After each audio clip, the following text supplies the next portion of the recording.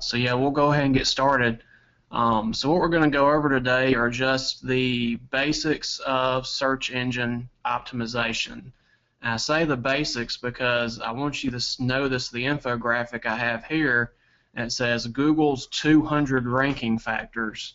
Well, so Google has about 200 different factors that play into their SEO, and we're going to try to go over kind of some of the main ones today. I'll share this infographic with everyone before we leave. If you'd like, I've got it saved here so I can share it. But we'll go ahead and start the presentation.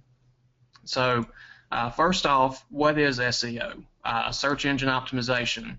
Well, it's the process of affecting the visibility of a website or a web page in a search engine's natural search results. So the ads you see on Google, Yahoo, any of the big search engines, SEO does not play into that. It's all just the natural, regular search results that you see. So why is it important? Well, ask yourself, what if you had a typical brick and mortar type store that no one could find? What if you were down, an old dirt road and that kind of thing, and that's where your billboard was and nobody saw it? Well, it's the same type deal. You need to have a website for your business, and that's great, but you also need to rank on search engines where if someone types in something related to your business, they can find you, because that's how the greatest number of people are going to find you. So how do they find you? Well, search engines use what we call spiders or crawlers, and what they do is they search the web, picking out different keywords on different sites, and then they place your website in keyword-based indices, and that way when someone types in that keyword, say, plumber, for instance, and they type in plumber in Google, you should pop up. They determine the relevance and importance of your site. Some estimates have said that up to about 60% of the internet is spam, which is all just complete junk. So they really try to filter out all that and really want to give people good search results. And to think about that, kind of think of how it looks for them as a search engine. Well, their purpose is to provide relevant results to the user. All right. If I'm a Google person, I use Google all the time, and all of a sudden I'm searching for something and can't find what I want, well, maybe I go over to Bing. And then once I go to Bing, maybe I decide I like that better and hang around. So they really want to make sure you're satisfied when you do searches, because that's what keeps you coming back to their search engine.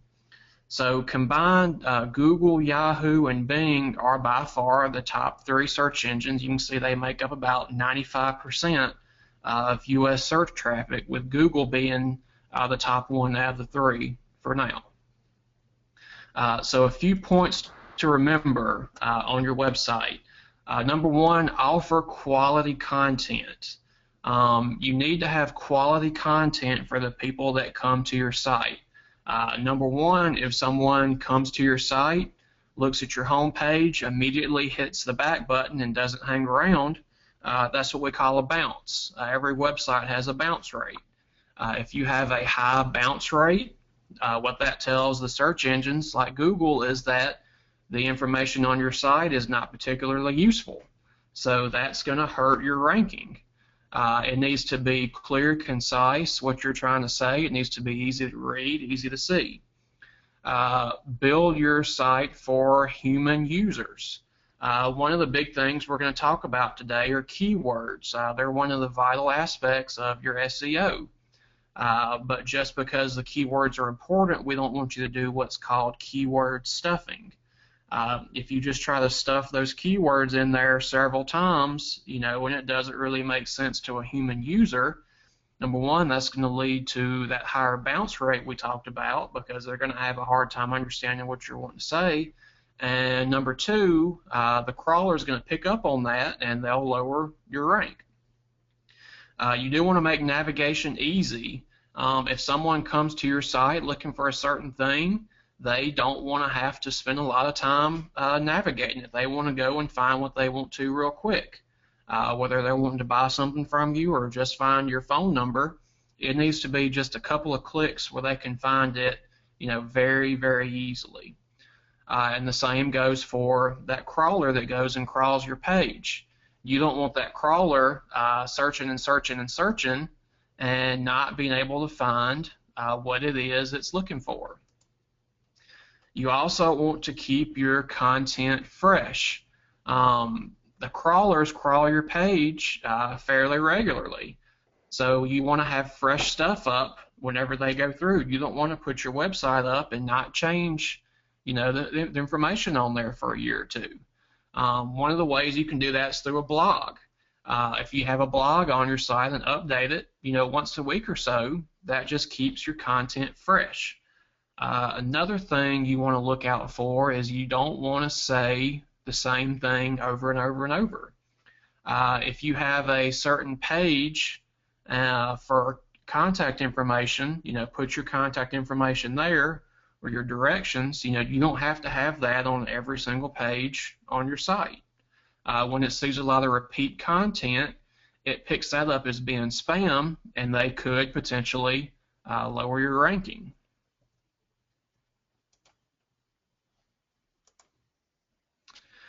So the fundamentals of SEO, the two main aspects out of that 200, number one are links, number two are keywords.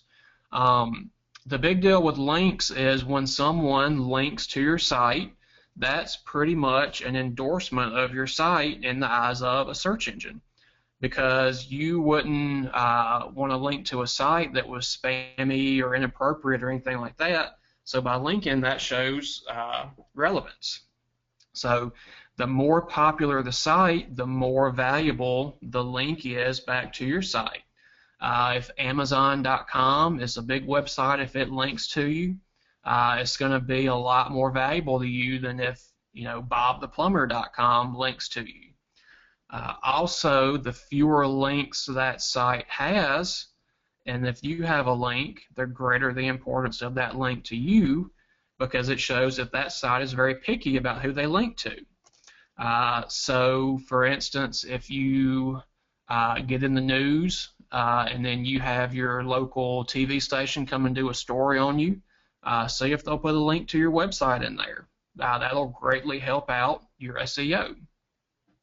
Second thing are your keywords, and they are, what we say is paramount to SEO, because that's what those spiders or those crawlers look for, is they scroll through and they see what all keywords you have in there. They look at your URL, they look at the title of your page, they look at the text in the body of the page. Any text on your page is a potential keyword.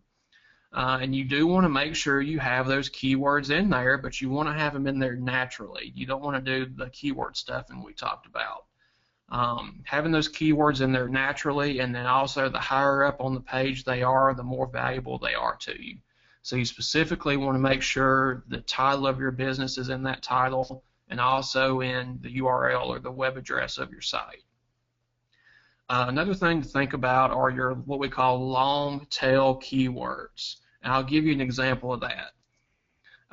First things first, if I went to Google right now and just searched for the word car, nothing else, just the word car, I would get about 976 million search results.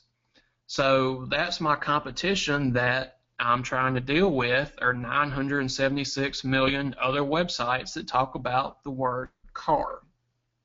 Well, a lot of people try to compete in this area thinking that that's where you need to be, which is not bad to be there, but it turns out that very in-specific searches like this are only about 30% of searches on the web.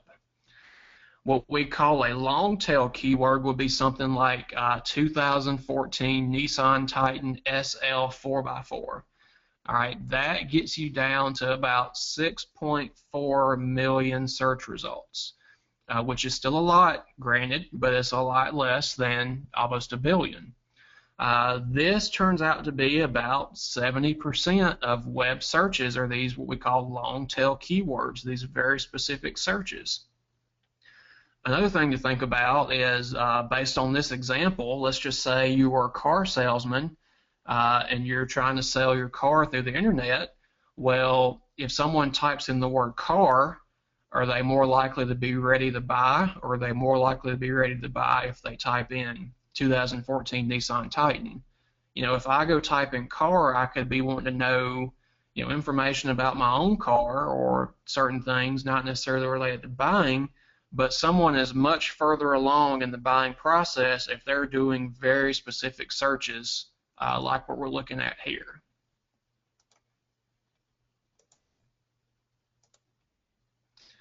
All right, what about link building strategies? The two big aspects being links and keywords. Well, what are some strategies? Number one, create content that inspires sharing, or what we call going viral.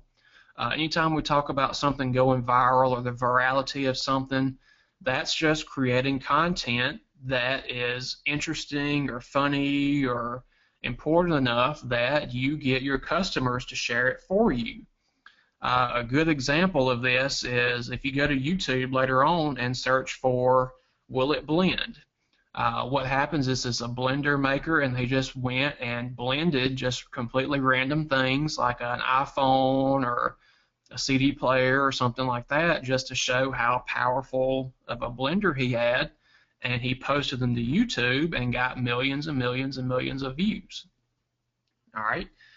Get your customers to link to you. If you have customers that have a website for their business or any other reason, just ask them, say, hey, will you link to me? Maybe you could be a guest on a blog they have and say, if you want more information, contact such and such. Here's their website. Number three, create a blog and update it regularly. If you have a blog and keep it up and people keep coming back to your page to see your blog, they'll eventually start sharing your post, and you can get more eyeballs on your page that way. Number four, get in the news. Like we said earlier, if you get in the news and say, if WLOX or the Sun Herald comes and they post a link to your website on their website, that's going to be a big boost to your SEO. Also, get in link directories. A good example I have of this is gulfcoast.org, the tourism site. If you're a person that does anything related to tourism on the coast, you want that site to link to you because that's a good directory of activities we have around the coast. And also, it's a site that gets a lot of traffic and ranks high, so a link from them is going to be a very valuable link for you. All right, what are meta tags? Another thing you want to keep in mind is you want to have keywords in your meta tags. Well, what they do is they tell search engines what your site is about.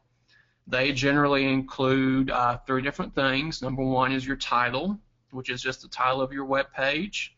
The description, which is just a brief little one-sentence description of your page, and can also contain keywords, which you'll put in. It'll say meta keywords, and they'll be separated by a comma. To give you an example of what your description does, let's just go take a look. So if I just go to google.com and I search for, let's just say Pepsi, for instance,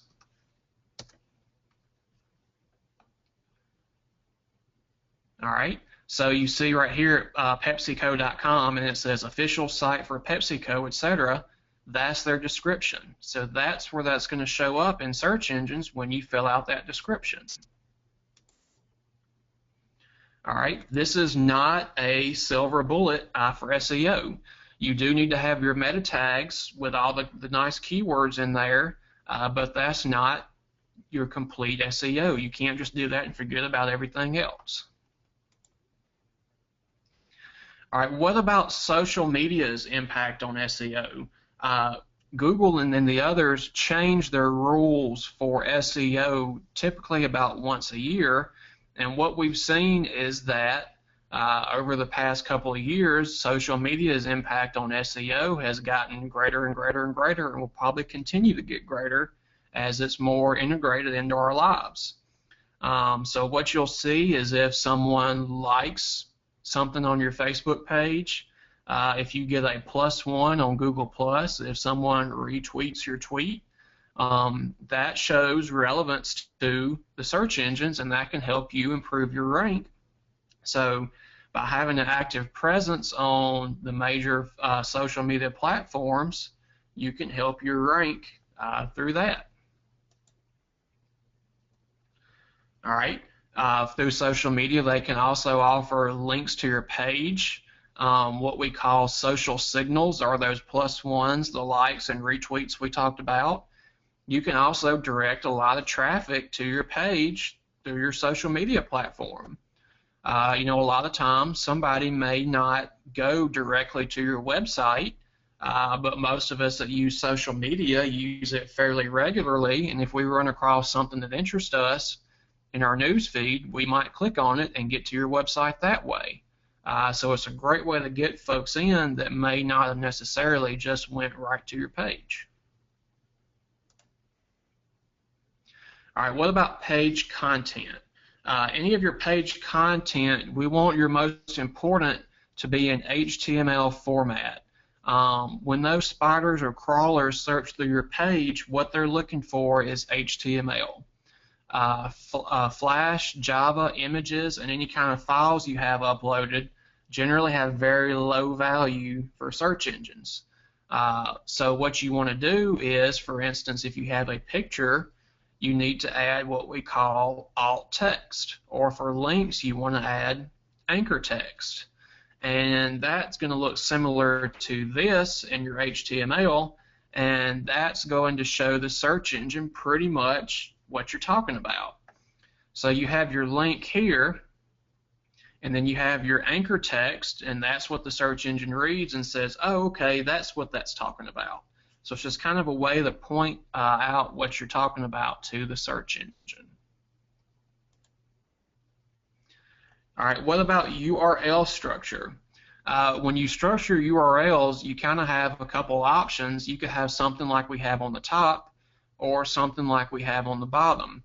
Well, number one, if as a human user, I can read that top line and I can pretty much tell what you're going to be talking about if I go there. So if I click on that link, I'm going to learn about training or education. The second link, I have no idea what that's going to talk about. For a search engine, that's the exact same way they look at it.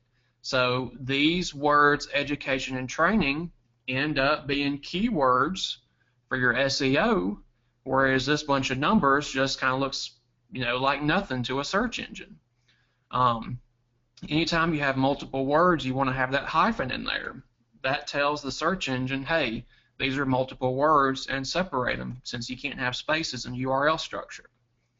So always remember, when you're talking about a domain name, number one, and number two, your URL structure, you want it to be user-friendly and simple. It needs to be easy to remember. It needs to tell me something about your site. Use words. Don't use just these gobbledygook numbers here. The shorter you can have it, the better. It makes it easier to remember and makes it more user-friendly. Do use hyphens to separate words. Also keep in mind that URLs can be displayed in search results. So if I search for Google for MSU Extension Technology Outreach Education, this is likely to pop up because it has good URL structure. And you also want to allow users to remove part of your URL and still get somewhere.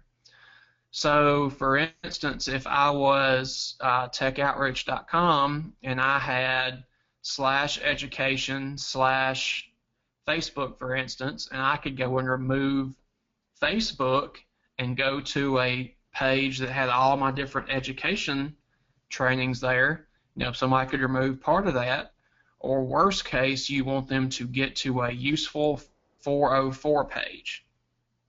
A 404 error page is when you get to that page where there's really nothing there, or it's a dead link.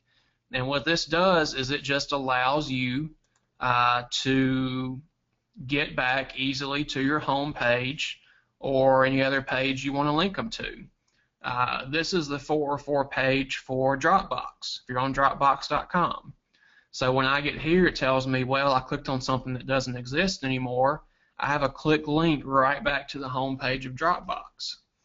This also provides that link for that search engine crawler if they get stuck somewhere, and it lets them go back to your home page and keep crawling through the rest of your page. Otherwise, if you don't have this, it's kind of just like a big old dead end for your website, and your human users might go away, and your crawlers for your search engines are pretty much definitely going to stop crawling your site. So you need to have that 404 error page.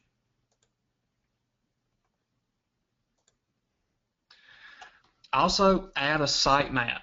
We're going to talk about Google Webmaster Tools here in a minute, but in that you want to add a sitemap, which is pretty much just a roadmap of your site for search engines and people. It provides a list of all the different links you have for your site. You do want to use XML format for that. That's what your Webmaster Tools programs are going to want to use and see. There's actually a website called xml-sitemaps.com that will help you pretty easily create your own sitemap. You just type in your web address and it does all the coding for you, so you don't have to know how to do code. 2 must-use and free tools.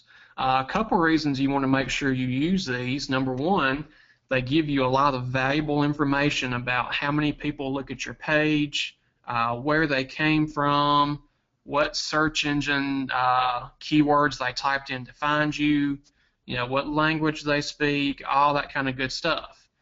Also, by plugging your site into these is pretty much kind of a way of telling Google, hey Google, I'm here. Make sure you come and crawl my site and see what all I have to offer and start showing me it in your rankings. Also, you can go and update that sitemap, and when you send that sitemap into Google Webmaster Tools, it gives Google a list of all the links that you have, and it's pretty much telling them, hey, make sure you crawl all of these and read all my websites and don't leave any of them out. Google AdWords is something you may have heard of. If you go to Google and look, a lot of times when you search for something, you'll see it has a little yellow ad button next to that. Just remember that SEO doesn't affect that. That's something that you pay for, and SEO is only for your organic search, which would be these bottom 3 down here. What I want to do next is kind of just show you real quickly what Google Analytics and Google Webmaster Tools looks like. But first, I want to take any questions anybody has. Also, here's my phone number and email if anyone wants to write that down if they think of any questions later. Feel free to shoot me an email and ask, and I'll help you. So I'll give a minute and see if we have any questions quick before we go and do that. If you want to type them in the chat box, I'll watch and see if we've got anything. Otherwise, we'll go forward and kind of show you analytics and Webmaster Tools real briefly.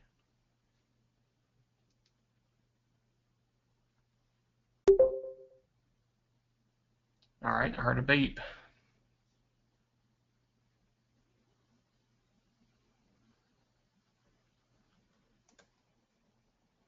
Okay. Well, if there are no questions, I will go ahead and go into Google Analytics.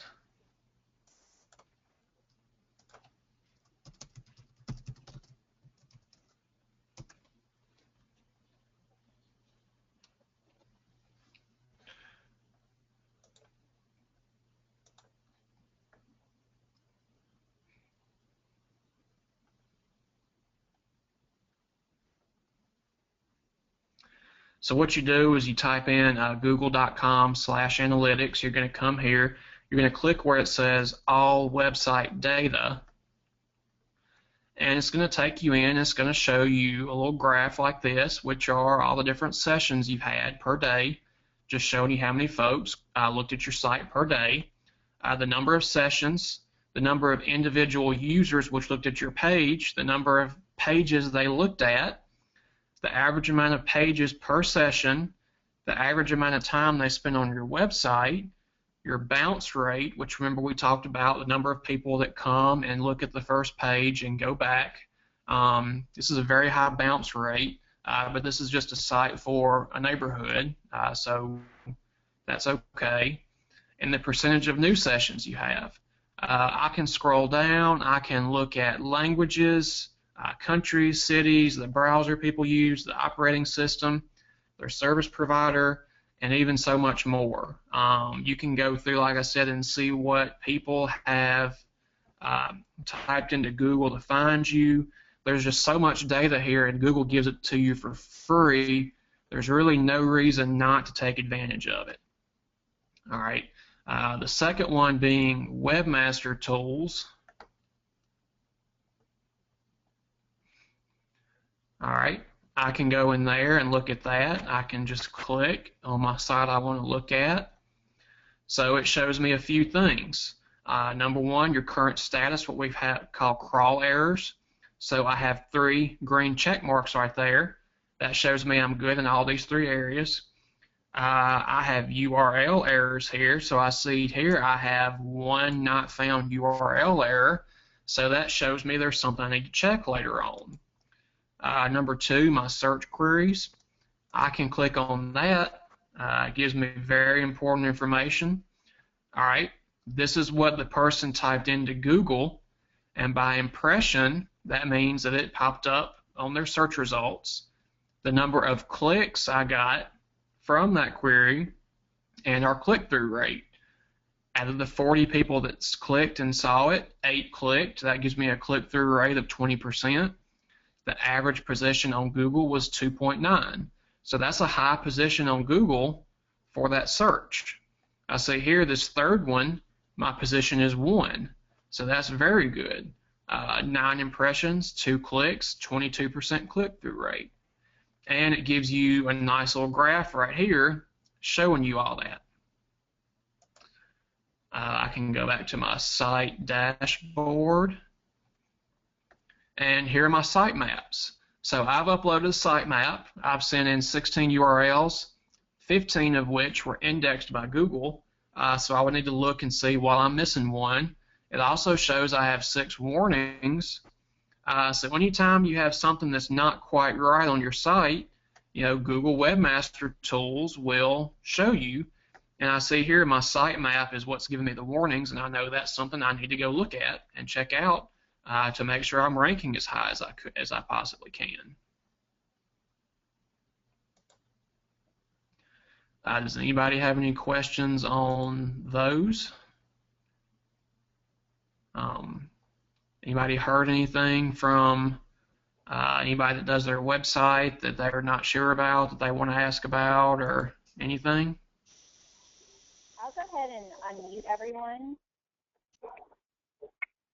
so that way if anybody has any questions, you're all unmuted from our end, unless you're muted on your own end.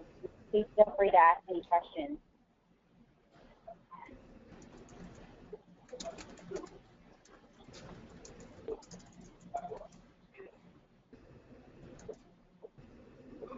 All right, well, I guess everybody's being shy, Andy.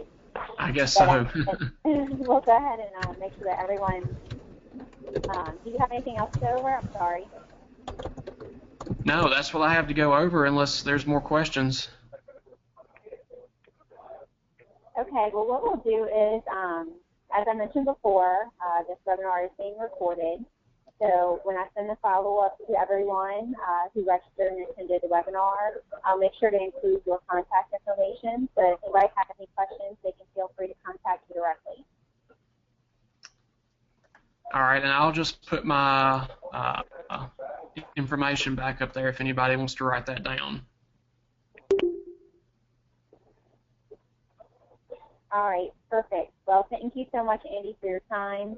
A wealth of knowledge, some great information. I'm sure a lot of people will be going straight to their Google Analytics and their website, checking out some different statistics. And thank you all for attending the webinar today. And if you have any questions, please feel free to reach out to Andy, or you can always reach out to me as well, and I can help you get in touch with Andy, or if you have any questions about the Magnolia business line. So thank you all so much, and you guys have a great day. All right, thank you. And let me say I posted the link to that infographic with the Google 200 ranking factors if anybody wants to take a look at that to really kind of see what everything that Google looks at to rank your site.